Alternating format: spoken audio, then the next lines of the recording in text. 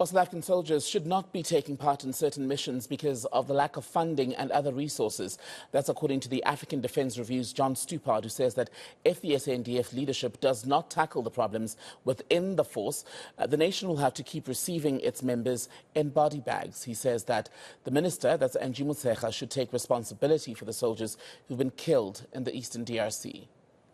It's important to remember Uganda isn't necessarily South Africa's friend either in the region.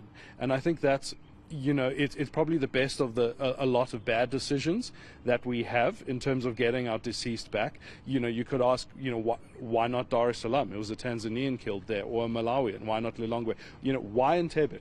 Why are we sending them to Uganda? And I think a lot of that speaks to Uganda's role in the region and its sort of de facto preference, let's put it that way, diplomatically, for a sort of Rwandan solution as opposed to a South African one. So we really simply have no options on just being held hostage to the whims of the regional powers there.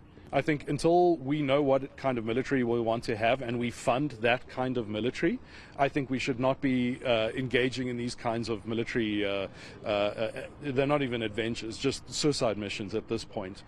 We lack the funding, we lack the equipment, and we in the defense sector, we've been warning about this for over a decade.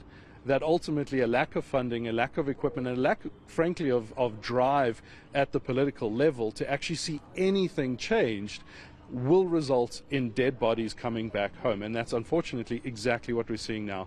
And the worst thing is that there's absolutely nothing stopping this from happening again. And I mean, the minister's guilty of exacerbating that narrative. This is not a peacekeeping mission. The mission was ultimately to actually take the fight to the M23 rebels and then focus on other rebel groups there.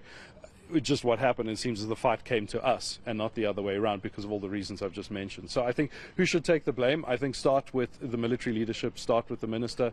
They should all be held to account. And I think that's where you start, right there. And then start asking questions about what kind of military we want to have.